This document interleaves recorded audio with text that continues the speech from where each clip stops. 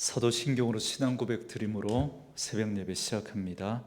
전능하사 천지를 만드신 하나님 아버지를 내가 믿사오며 그 외아들 우리 주 예수 그리스도를 믿사오니 이는 성령으로 잉태하사 동정녀 마리아에게 나시고 본디오 빌라도에게 고난을 받으사 십자가에 못 박혀 죽으시고 장사한 지 사흘 만에 죽은 자 가운데서 다시 살아나시며 하늘에 오르사 전능하신 하나님 우편에 앉아 계시다가 저리로서 산자와 죽은 자를 심판하러 오시리라.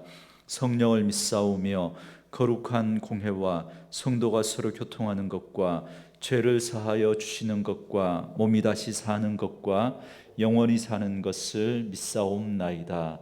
아멘. 이 아침에 우리에게 주시는 하나님의 말씀은 창세기 49장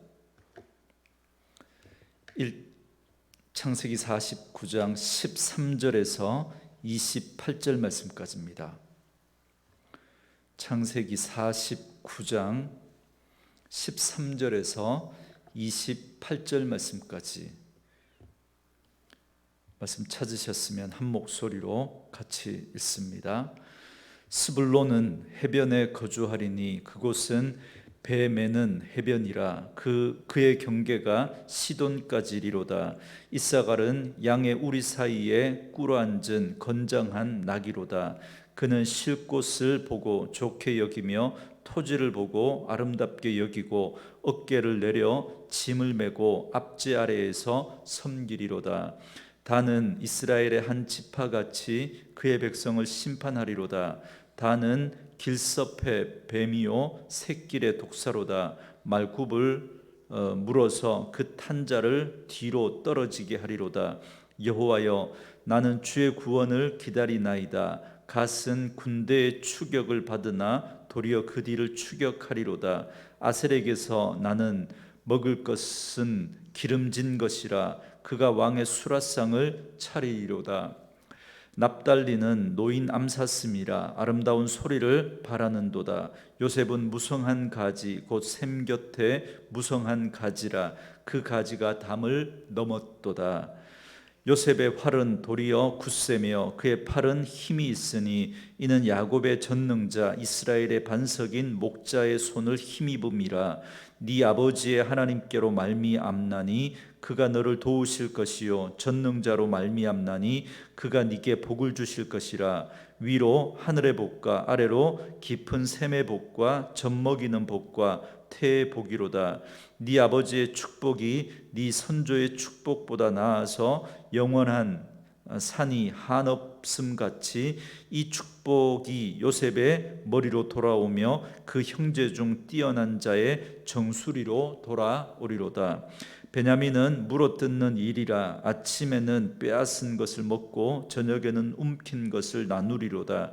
이들은 이스라엘의 12지파라. 이와 같이 그들의 아버지가 그들에게 말하고 그들에게 축복하였으니 곧 그들 각 사람의 분량대로 축복하였더라. 아멘.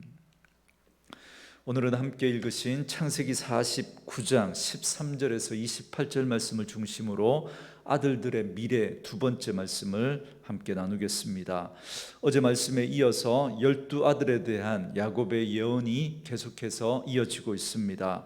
오늘 말씀은 이제 나머지 8명의 아들들에 대한 예언인데요. 먼저 스불론과 이사갈에 대한 예언입니다. 스불론과 이사갈은 야곱의 10번째 아들 그리고 9번째 아들입니다. 이 두 사람은 어제 살펴봤던 르우벤과 시므온과 레위 그리고 유다와 더불어 레아가 낳은 아들들입니다. 그러니까 나이 순서가 아니라 지금 어머니가 누구인지에 따라서 그 자식을 묶어서 지금 예언을 하고 있기 때문에 중간에 형들이 있지만 건너뛰고 스불론과 이사갈에 대한 예언이 이어지고 있습니다. 먼저 스불론에 대한 예언인데요. 13절 말씀에 스불론은 해변에 거주하리니 그곳은 배 매는 해변이라 그의 경계가 시돈까지로다 그럽니다. 이 예언대로 훗날 가나안 지역을 제비 뽑아 나눌 때 스불론은 해변 지역에 가까운 지역을 기업으로 얻게 되는데 이곳은 시돈과 경계가 맞닿은 곳입니다. 당시 시도는 해상 무역의 중심지였기 때문에 자연스럽게 이 스불론도 무역과 상업이 발달하게 됩니다. 그렇지만 시도는 바알 숭배의 중심지이기도 했습니다. 그렇기 때문에 스불론은 시돈이 가져다주는 물질적인 그런 풍요를 얻을 수 있었지만 또 그리고 그로 인해서 우상 숭배 위험에 빠질 그런 가능성도 그만큼 컸던 곳이기도 합니다. 다음으로 이사갈에 대한 예언인데요, 14절과 15절 말씀에 이사갈은 양의 우리 사이에 꿇어 앉은 건장한 나귀로다. 그는 쉴 곳을 보고 좋게 여기며 토지를 보고 아름답게 여기고 어깨를 내려 짐을 메고 앞지 아래에서 섬기리로다 그럽니다. 여러분 여기 보시면 이사갈을 건장한 나귀라고 합니다. 이 말씀처럼 이사갈은 건장한 나귀처럼 건강하고 힘이 센 그런 사람들이었습니다. 그러나 진취적이거나 능동적이지는 못했기 때문에 리더십을 발휘하기보다는 그 형제들을 섬기는 일을 하게 될 것을 예언하고 있습니다. 그래서 그런지 순서도 이사갈이 형인데 스불론이 먼저 소개되어지고 그리고 이사갈은 나중에 이렇게 소개를 합니다. 그리고 그들은 갈릴리 호수 남쪽에 있는 풍성한 비옥한 토지를 기업으로 얻게 됩니다. 그래서 풍성한 삶을 누리게 되지만 늘 그렇듯 풍성한 삶을 누리다가 보면 자칫 하나님을 놓쳐버릴 수 있습니다. 그래서 이 이사갈은 하나님을 버리고 이방 신들을 쫓다가 하나님 앞에 징벌을 받아 이방의 압제하에 그렇게 놓이게 됩니다. 여러분, 이 세상의 풍성함과 풍요함은 하나님이 주신 복입니다. 그건 분명히 하나님이 주신 복이라고 할 수 있습니다. 그러나 진짜 복은 하나님이신 줄 믿습니다. 그런데 이사갈도 그렇고 스불론도 그렇고 그들은 물질적인 그 복 때문에 그 복을 주신 진짜 복이신 하나님을 잊어버리고 멀어졌던 겁니다. 혹시 우리 안에 이런 모습은 없는지 돌아보고 어떤 경우에도 하나님을 놓치지 않고 우리에게는 주님밖에 없음을 고백하며 살아갈 수 있기를 주님의 이름으로 축원합니다. 이렇게 해서 레아가 낳은 6명의 아들들에 대한 예언을 마쳤습니다. 이제 5번째부터 8번째 아들들에 대한 예언이 이어지고 있는데요, 이 아들들은 첩이었던 빌하와 그리고 실바가 낳은 아들들입니다. 먼저 16절과 17절 말씀해 보시면 5번째 아들인 빌하의 소생 단에 대한 예언이 나옵니다. 단은 이스라엘의 한 지파같이 그의 백성을 심판하리로다. 단은 길섭의 뱀이요 샛길의 독사로다. 말굽을 물어서 그 탄자를 뒤로 떨어지게 하리로다 그럽니다. 여러분, 먼저 16절은 그 단을 비롯해서 이제 언급될 그 아들들이 비록 첩의 소생이기는 하지만 그들도 당당히 한 지파로서 자기 백성을 다스리게 될 것을 이렇게 말씀하고 있는 내용입니다. 그런데 여러분 17절에 보시면 이 단은 길섭의 뱀이요 샛길의 독사다 그럽니다. 여러분, 뱀은 보통 부정적인 어떤 그런 의미로 해석이 되지 않습니까? 그래서 이 말씀처럼 단은 하나님이 분배해 주신 땅이 있는데 이곳이 어디냐면 가나안 남부 골짜기 지역인데요, 싸움 잘하기로 유명한 이 블레셋과 딱 붙어 있는 지역이 바로 이 지역입니다. 그래서 수시로 블레셋이 침공해 오니까 삼손 때까지는 어떻게 잘 버텨냈는데, 그런데 결국은 더 이상 버티지 못하고 그 땅을 포기하고 떠돌아다니는 그런 신세가 됩니다. 그래서 사사기 마지막까지 이 떠돌아다니다가 사사기 18장에 보면 라이스라고 하는 그 성에 가서 평화롭게 살던 그 거주민들을 급습해서 그들을 살육하고 그 성을 빼앗아서 그곳을 단이라고 이름 짓고 거기에 정착을 하게 됩니다. 그리고 단은 그 뱀이 상징하는 것처럼 나중에 우상 숭배의 중심지가 됩니다. 그래서 우리가 이 단 지파를 보면서 깨달아야 할 건 뭐냐면, 우리가 가진 지혜와 능력을 가지고 그걸 이기적이고 다른 사람을 속이는데 짓밟는데 사용하지 않도록 해야 한다는 겁니다. 그렇게 해서 얻은 것은 결코 복이 되지 않기 때문에 그렇습니다. 복이 되지 않을 뿐만 아니라 결국은 하나님을 대적하는 것이 될 수밖에 없다는 사실. 그래서 이 단이라고 하는 이 지역의 우상 숭배의 중심지가 되어버리는 거예요. 이걸 꼭 기억하시고 항상 참되고 진실하게 살아가는 분들 될 수 있기를 주의 이름으로 축원합니다. 이어서 실바의 소생인 이 갓에 대한 이야기가 나옵니다. 19절 말씀에 보면 갓은 군대의 추격을 받으나 도리어 그 뒤를 추격하리로다 그럽니다. 갓 지파는 요단강 건너기 전에 그들은 요단 동편 땅에 그들이 정착을 합니다. 그래서 그들이 요단 동편에 있었던 그 두 지파 그 지파 중에 한 지파가 바로 이 갓 지파인데요. 왜 그들이 가나안 땅에 들어가기도 전에 그 땅을 달라고 해서 거기 정착하게 되었냐면, 그 땅이 목축을 하기에 굉장히 좋은 땅이었기 때문에 그렇습니다. 그러나 그곳은 모압과 암몬 그리고 미디안이 정착해 있던 곳이었기 때문에 그들의 공격을 많이 받을 수밖에 없었습니다. 그래서 늘 시련이 많았던 곳이기도 합니다. 그러나 그런 시련을 통해서 강해져서 이제는 추격을 당하지 않고 도리어 추격하게 될 것이다, 그렇게 축복을 합니다. 시련과 연단을 통해서 강해질 것을 말씀하고 있는 겁니다. 그리고 이어서 또 실바의 소생인 아셀에 대한 예언이 나오는데요. 여러분, 이 아셀 20절 말씀에 아셀에게서 나는 먹을 것은 기름진 것이라 그가 왕의 수라상을 차리리로다 그럽니다.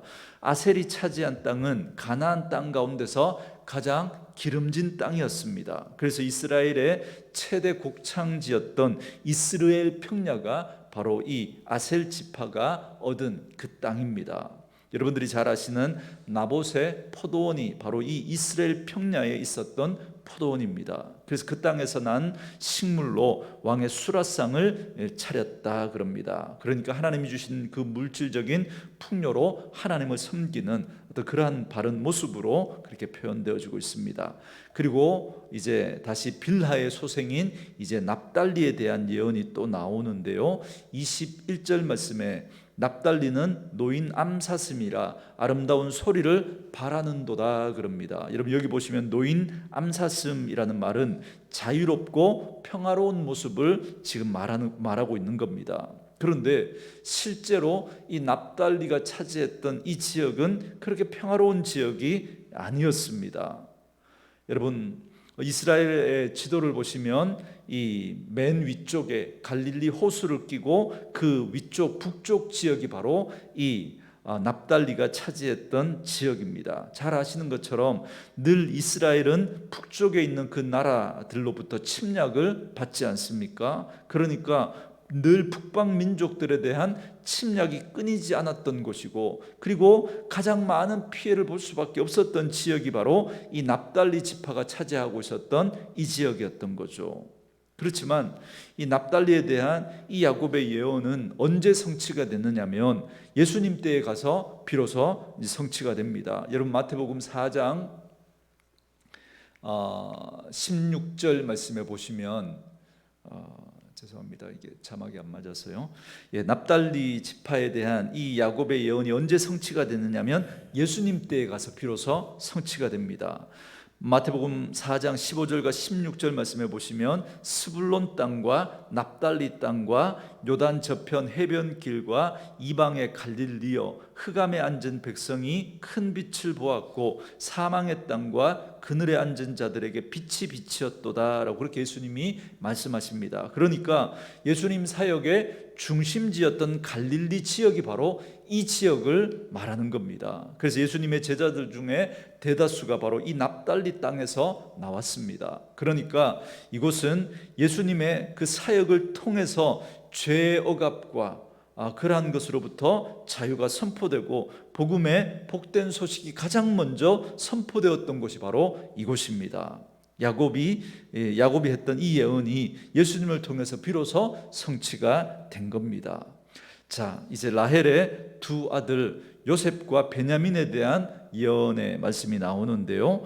요셉에 대해서 이 축복하는 이 말씀이 길게 기록이 되어 있습니다. 먼저 22절 말씀에 요셉은 무성한 가지 곧 샘 곁에 무성한 가지라 그 가지가 담을 넘었도다 그럽니다. 샘 곁에 심겨진 나무는 웬만한 가뭄에도 끄떡하지 않고 언제나 푸르름과 열매를 얻을 수 있습니다. 그뿐만 아니라 담을 넘었다 그럽니다. 그러니까 요셉의 푸르름과 그 열매의 풍성함이 자기 지파에만 머물지 않고 다른 지파에게까지 공급되었다라는 말을 하고 있는 겁니다. 그리고 23절과 24절 말씀에는 요셉의 이런 충성스러움의 비결과 축복의 근원에 대해서 말씀하고 있습니다. 23절 24절에 활 쏘는 자가 그를 학대하며 적개심을 가지고 그를 쏘았으나 요셉의 활은 도리어 굳세며 그의 팔은 힘이 있으니 이는 야곱의 전능자 이스라엘의 반석인 목자의 손을 힘입음이라 그럽니다. 여러분, 먼저 활 쏘는 자의 학대에 대해서 말하고 있는데 이건 요셉의 형들이 요셉을 죽이려고 하고 결국은 애굽에 팔았던 것에 대한 이야기입니다. 그런데 그런 학대에도 불구하고 요셉의 활이 더 강할 수 있었던 이유가 나오는데요. 그 이유가 뭐냐면 활을 잡은 요셉의 손 위에 누구의 손이 얹어져 있다 그래요?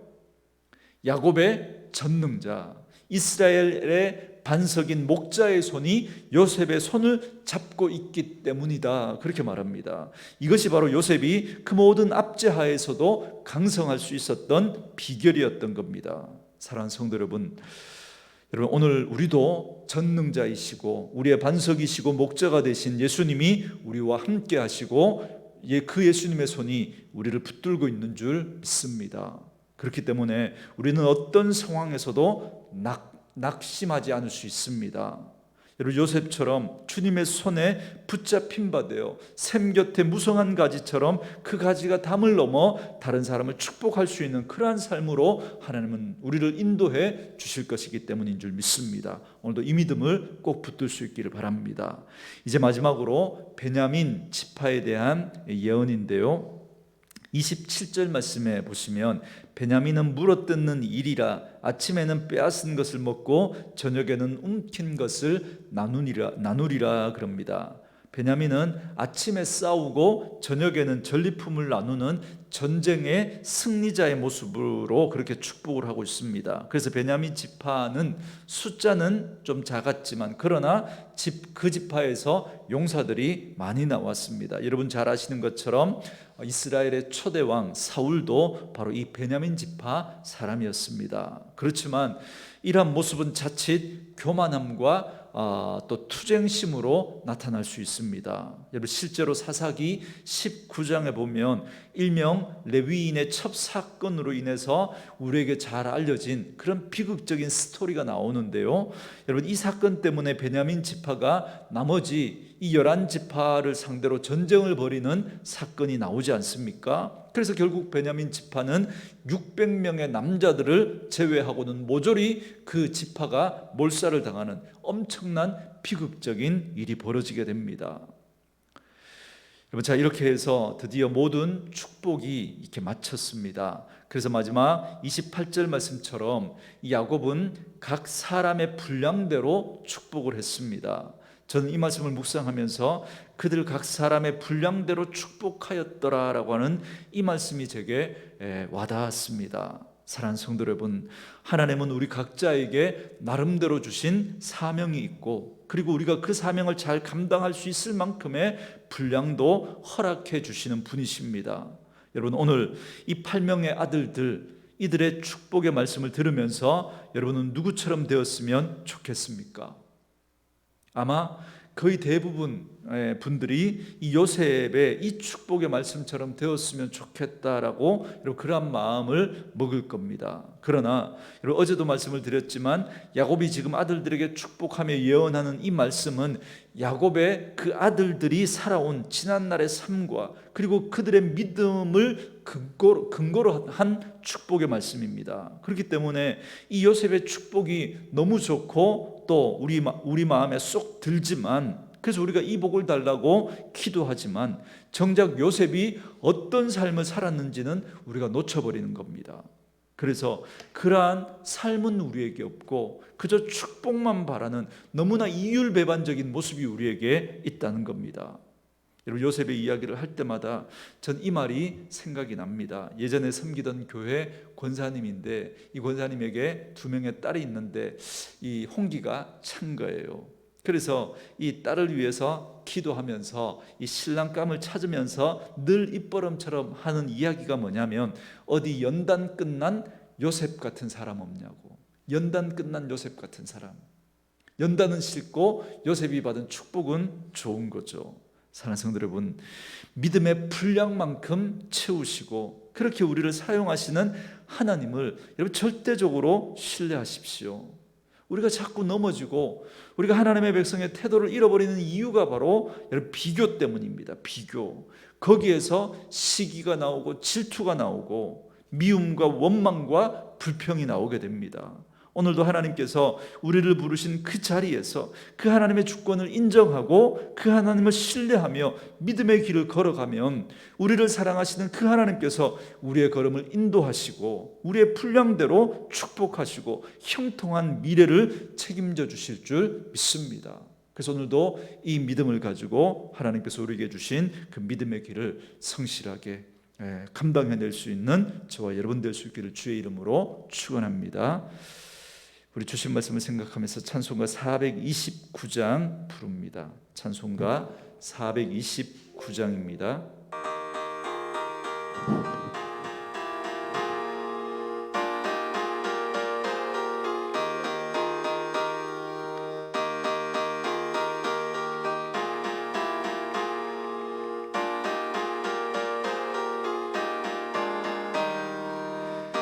모든 풍파 너를 흔들어 약한 마음 낙심하게 될 때에 세워주신 되어라. 주의 크신 복을 내가 알리라.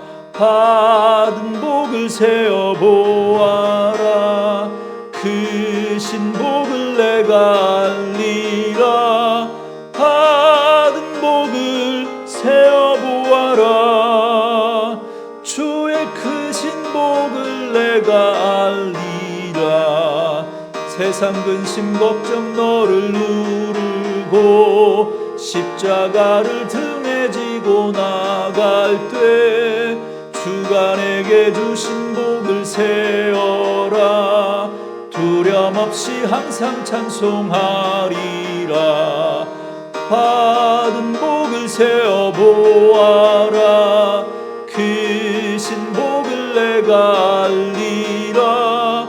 받은 복을 세어보아라. 주의 크신 복을 내가 알리라. 세상 권세 너의 앞길 막을 때 주만 믿고 낙심하지 말아라. 천사들이 너를 보호하리니 염려 없이 앞만 보고 나가라. 받은 복을 세어보아라. 크신 복을 내가 알리라. 받은 복을 세어보아라. 주의 크신 복을 내가 알리라. 우리 주신 말씀을 생각하면서 우리 같이 한번 기도하겠습니다. 하나님은 우리 각 사람을 따라 사명을 주시고 그리고 그 사명을 감당할 수 있도록 그 분량만큼 채우시고 인도하시는 분이라는 사실을 기억하고 오늘도 하나님께서 우리를 부르신 그 자리에서 다른 사람과 비교하지 않고 하나님의 주권을 인정하고 그 하나님을 신뢰하며 믿음으로 주어진 삶을 성실하게 최선을 다해 살아가게 하셔서 그 하나님께서 우리의 걸음을 인도하시고 우리의 분량대로 축복하시는 은혜를 누리며 살아갈 수 있는 저희들 될 수 있도록 은혜를 다해 달라고 기도하시고, 오늘도 나라와 민족 우리 선교지를 위해서 기도하시고, 우리 지역 내 코로나 확진자들이 계속 나오고 있는데 더 이상 확산되지 않고 진정되어질 수 있도록, 그래서 우리 일상이 회복되어질 수 있도록 위해서 기도해 주시고, 우리 아픈 분들 위해서도 우리 계속해서 주님 앞에 기도해 주시길 바랍니다. 이 시간 우리 주님 앞에 기도하며 나아가시겠습니다. 살아계신 아버지,